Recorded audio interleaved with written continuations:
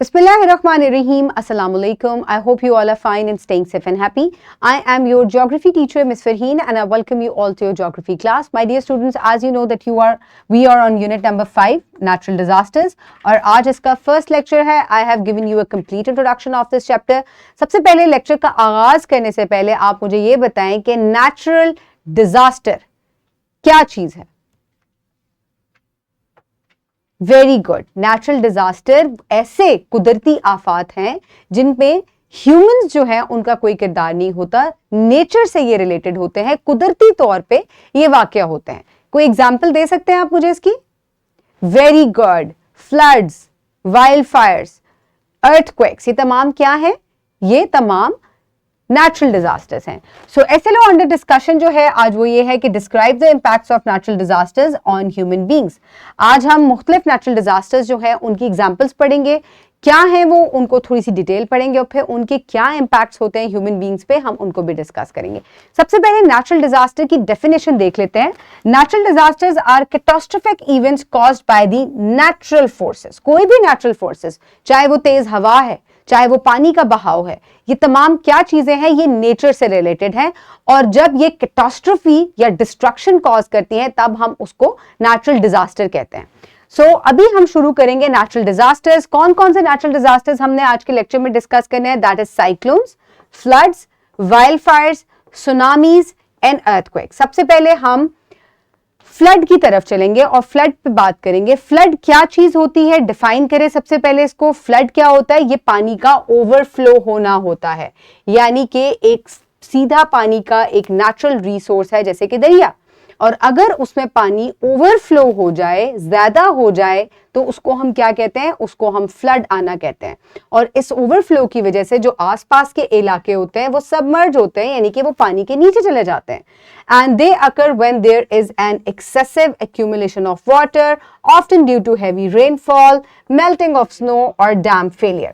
अब मैं आपको सिमुलेशन में दिखाऊंगी कि किस तरीके से पानी ओवरफ्लो करता है एक नेचुरल रिवर में या एक नेचुरल रिसोर्स में, और वो आसपास के इलाकों को सबमर्ज करता है. सो यहां आपको एक रिवर सिस्टम पूरा नजर आ रहा है. अगर इस रिवर सिस्टम की बात करें और मैं आपको दिखाऊं कि किस तरीके से फ्लड जो है वो आता है, तो आप देख सकते हैं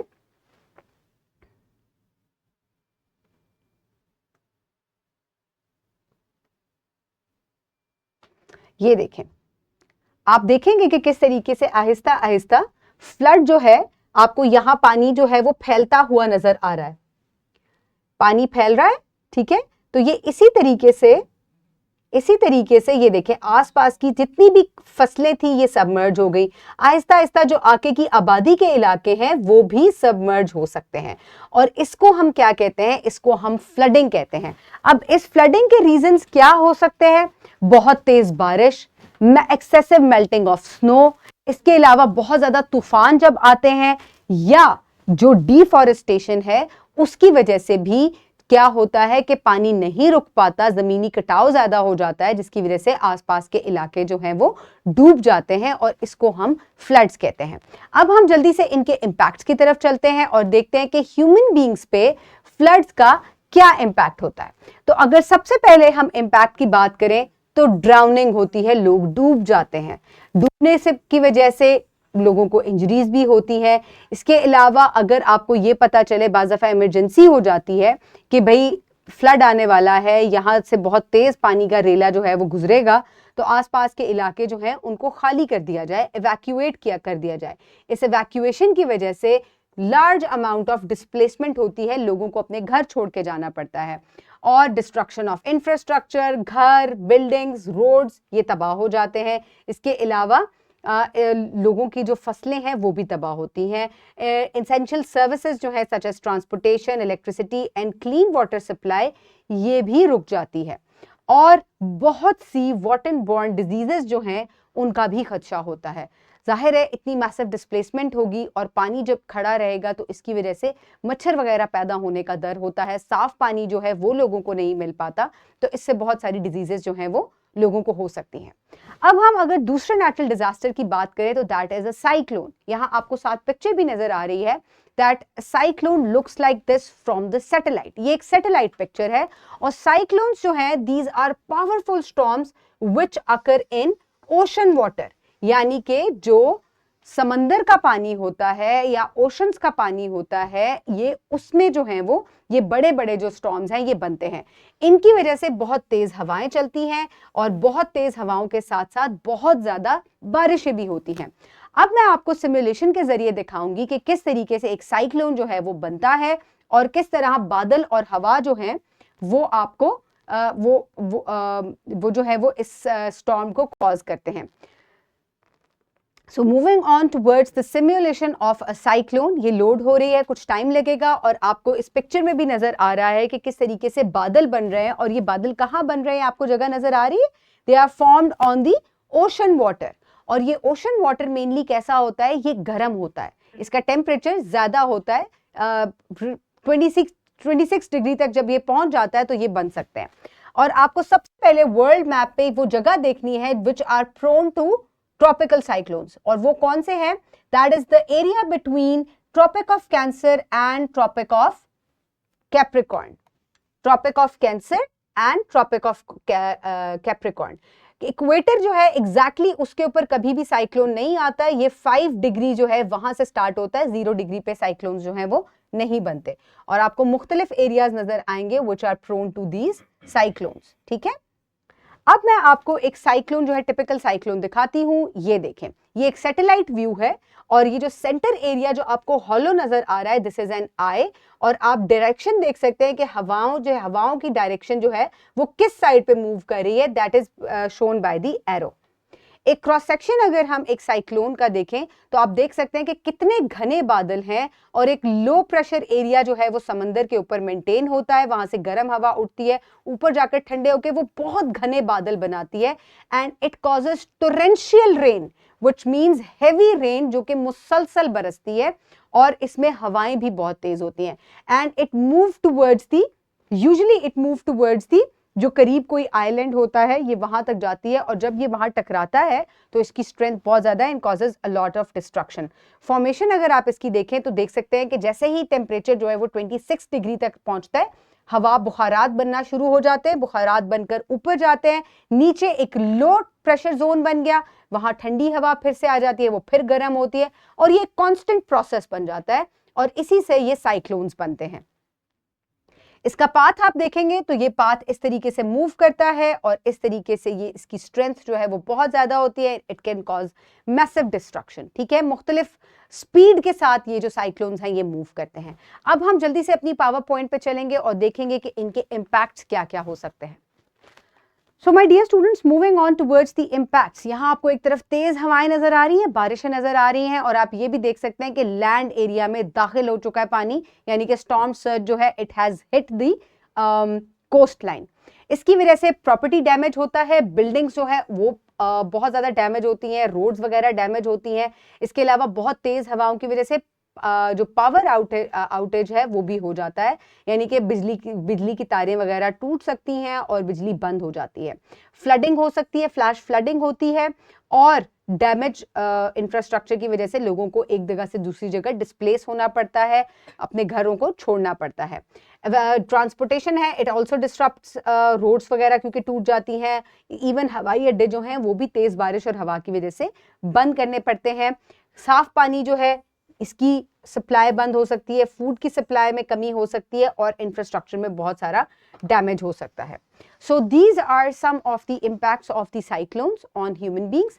अब हम नेक्स्ट जो है वो नेचुरल डिजास्टर पर चलते हैं, विच इज एन अर्थक्वेक। ये किसी तारुफ का मोहताज नहीं है, जब जमीन बहुत तेजी से there is a sudden and intense shaking of earth, उसको हम अर्थक्वेक कहते हैं।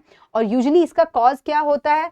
टेक्टोनिक एक्टिविटी या इसके अलावा वॉल्केनिक इरप्शन भी हो सकती है। ठीक है, सो अब मैं आपको जल्दी से एक टेक्टोनिक एक्टिविटी दिखाऊंगी। जैसे 2 प्लेट्स जो हैं ये, क्योंकि हम पिछले चैप्टर्स में पढ़ चुके हैं, चैप्टर 1 में बहुत डिटेल से हमने पढ़ा था, मैं आपको सिमुलेशन में दिखाऊंगी और मैं फिर इसको नेक्स्ट नेचुरल डिजास्टर से भी रिलेट करना चाहूंगी।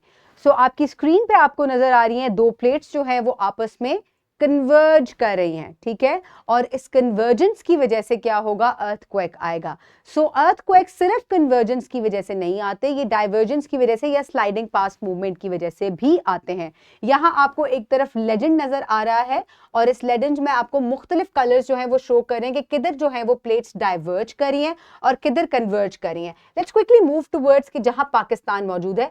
पाकिस्तान इस हिस्से में मौजूद है, ग्रीन कलर का जो आपको नजर आ रहा है, यहां पे दो कॉन्टिनेंटल प्लेट्स जो है वो कन्वर्ज कर रही हैं। Which one those, Indian plate and Eurasian plate.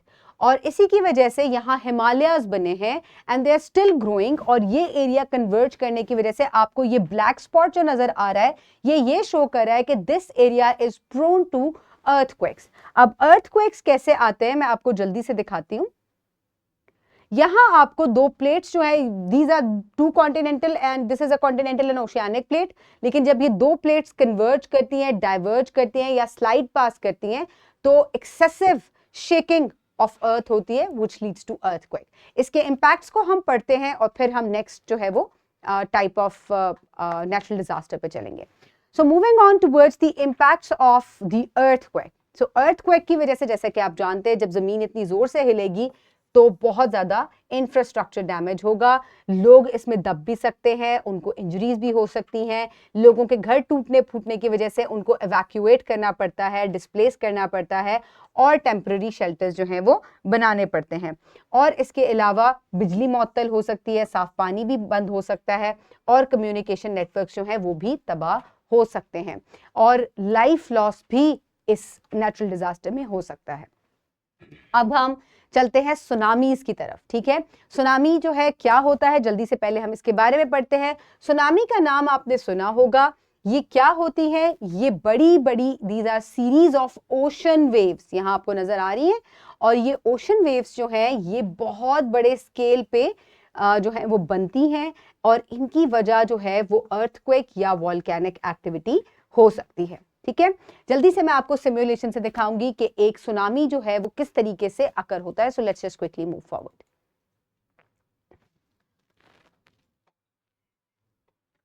Okay, so इस सिमुलेशन को अगर हम देखें तो ये सेम अर्थक्वेक वाली सिमुलेशन है, इसी को मैं यूज करूंगी और मैं आपको सबसे पहले वो एरियाज दिखाऊंगी जहां सुनामीज जो है वो मेनली अकर होते हैं। यहां आपको जो रेड कलर नजर आ रहा है ये शो कर रहा है कि ये दो टेक्टोनिक प्लेट्स कन्वर्ज कर रही हैं, which is mainly an oceanic plate and continental plate. इसकी वजह मैं आपको बाद में बताती हूँ। ये देखें, जो भी दो रेड प्लेट्स, यहां आप देख सकते हैं कि ये दो रेड प्लेट्स जो हैं ये आपस में कन्वर्ज करी हैं और यहां आपको ब्लैक स्पॉट्स नजर आ रहे हैं, ठीक है। ये ब्लैक स्पॉट्स एक्सेसिव अर्थक्वेक को शो कर रहे हैं, ठीक है। अब यहां आप देख सकते हैं कि क्यों मैं कॉन्टिनेंटल प्लेट की बात कर रही हूं कि ओशियानिक और कॉन्टिनेंटल प्लेट जब कन्वर्ज करती हैं, आपस में टकराती हैं, तो इनके टकराने की वजह से क्या होता है, एक प्लेट ओशियानिक बीइंग दी डेंसर प्लेट सबमर्ज करेगी, ऊपर इंटेंस शेकिंग होगी अर्थ की और उसकी वजह से पानी जो है ऊपर ओशियानिक प्लेट पे जो मौजूद ओशन है वो क्या करेगा, वो डिस्प्लेस होगा, वो हिलेगा। हिलने की वजह से उसमें बहुत बड़ी बड़ी वेव्स बनेंगी जो आपको जनरेट होती हुई नजर भी आ रही हैं और जनरेट होने की वजह से जब ये कहां पहुंचेंगी, ये कॉन्टिनेंट प्लेट के ऊपर मौजूद जो लैंड मास है उससे जब ये जाकर टकराएंगी तो ये बहुत मैसिव डिस्ट्रक्शन कॉज करेंगी। यहां मैं आपको सुनामी जो है शोर पे से, सी शोर पे से कैसा लगता है ये मैं आपको दिखाना चाहूंगी। मैं आपको यहाँ सायरन की आवाज भी इसमें सुनवाना चाहूंगी और ये सायरन की आवाज आपको ये शो करेगा कि बहुत ज्यादा जो है वो इमरजेंसी है और उसकी वजह से आप देख सकते हैं बहुत हैवी वेव्स आई और वो आकर शोर से टकरा गई। अगेन लुक एट इट, और ये मैसिव डिस्ट्रक्शन कॉज करती है, इंफ्रास्ट्रक्चर फ्लडिंग कॉज करती है, रोड्स भी टूट सकती हैं, अपरूट ऑफ वेजिटेशन हो सकती है, ट्रीज उखड़ सकते हैं। So it's a massive destruction. इसके इंपैक्ट्स क्या होंगे उनको डिटेल से हम अपनी स्लाइड से देखते हैं। So let's just quickly move forward. Okay my dear students, so इससे लाइफ लॉस हो सकता है, लोग डूब सकते हैं, फिजिकल इंजरी हो सकती है, लोगों को पावर कट ऑफ हो सकती है। इसके अलावा ह्यूज पॉपुलेशन जो है जब उनको एवैक्यूएट करना पड़ेगा या उनके घर खराब हो जाएंगे तो उनको एवैक्यूएट करने की वजह से डिस्प्लेसमेंट होगी, स्वेयर डैमेज होगा इंफ्रास्ट्रक्चर को, फ्लडिंग कॉज होगी, यूटिलिटीज और रोड्स जो है ये भी इफेक्ट होंगी, कम्युनिकेशन सिस्टम जो है ये भी इफेक्ट होगा और फ्रेश वाटर इंट्रूजन की वजह से साफ पानी जो है वो रिसोर्स भी आपका क्या हो सकता है, कंटेमिनेट हो सकता है. So these are some of the impacts of the tsunamis. अब हम अपने नेक्स्ट टॉपिक की तरफ चलते हैं, नेचुरल डिजास्टर की तरफ. That is a wild fire. Wild fire, जैसे कि आप नाम से पता है, ये ऐसी आग होती है जो कि नेचुरली भड़क जाती है किसी इंसानी इंटरवेंशन की वजह से. बहुत गर्म जब हो जाते हैं इलाके, जैसे कि ऑस्ट्रेलिया की मैं आपको एग्जांपल देना चाहूंगी, वहां बुश फायर जो है it's a very important, very famous fire.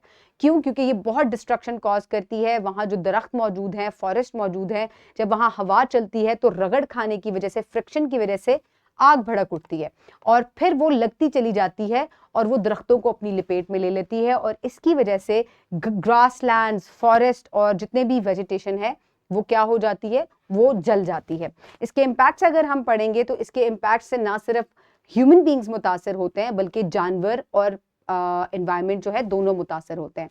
लोग जो है ये डाई कर सकते हैं because of the wild fire. Destruction की वजह से घर या बिल्डिंग्स जो आसपास हैं उन इलाकों के वो जल सकती हैं. ये पोल्यूशन को कॉज करते हैं. इसके अलावा जो डिस्ट्रक्शन ऑफ हैबिटेट है और बायोडाइवर्सिटी है वो भी कॉज होती है. जानवरों के तमाम घर खत्म हो जाते हैं फॉरेस्ट जलने की वजह से और बहुत ज़्यादा जानवर भी इससे मुतासर हो सकते हैं, जैसा कि आप देख रहे हैं. And it takes a very long time for the plants to regrow back. So these are some of the impacts of the wildfire. अब हम अपने लास्ट नेचुरल डिजास्टर की तरफ चलते हैं. दैट इज ड्राउट एंड फेमीन्स, यानी कि खुश्क साली, कहत जो है उसका आलम. ठीक है. ड्राउट कहते हैं extended period of abnormally low precipitation, यानी कि जब बहुत कम बारिश हो बहुत लंबे अरसे तक, तब हम उसको ड्राउट कहते हैं और इसकी वजह से पानी की कमी हो जाती है. And it ultimately can lead to a famine, जो कि एक्सटेंसिव शॉर्टेज हो जाती है खाने की, पर्टिकुलरली इन अ रीजन. और famine often they are caused by prolonged droughts. ठीक है. जब बहुत लंबे अरसे तक बारिशें नहीं होंगी और खुश्की हो जाएगी तो उससे फसलें तबाह होंगी और जानवर जो है वो भी मर सकते हैं. And it can lead to famine, जिसकी वजह से बहुत जो है फूड स्कार्सिटी हो जाती है, उसकी कमी हो जाती है. अब अगर हम इसके इम्पैक्ट्स पढ़ें तो इसमें सबसे पहली चीज़ क्या है कि इसमें फूड शॉर्टेज हो जाती है क्योंकि फसलें तबाह हो जाती हैं. इसके अलावा लोग जो है वो माल न्यूट्रिशन और हंगर की वजह से जो है बहुत सी जो डिजीजेज हैं उनको उनका खतरा लाहक होता है. इसके अलावा वाटर बॉर्न डिजीजेस, क्योंकि पानी मौजूद नहीं होता ज़्यादा तो गंदा पानी जो है वही लोगों को इस्तेमाल करना पड़ता है, जिसकी वजह से बहुत सी जो है वो डिजीजेस लोगों को लग सकती हैं. इसके अलावा इकोनॉमिकली बहुत डिस्टर्बेंस हो जाती है और एग्रीकल्चर जो है वो बुरी तरह से जो है वो डिस्टर्ब हो जाता है. लोगों को डिस्प्लेस करना पड़ता है ऐसे इलाके से जो कि फेमीन और ड्राउट का शिकार हो, तो इसकी वजह से मैसिव डिस्प्लेसमेंट जो है वो देखने में आती है. और drying up of vegetation due to the loss of water which can ultimately lead to a famine. So my dear students, आज हमने डिटेल से मुख्तलिफ नेचुरल डिजास्टर्स को पढ़ा और हमने सिमुलेशन से भी उनको समझा. For practice you can download this worksheet from the description box below this video और you can get it in print form by your teacher. Pause the video and quickly finish the worksheet. I hope everybody has finished the worksheet. For your homework, you will complete this home activity जिसमें आप world map में वो regions देखेंगे which are prone to different natural disasters. So my dear students, in today's lecture, we have discussed all about the natural impacts and their natural disasters and their impacts on human beings. Stay safe. Thank you so much and Allah Hafiz.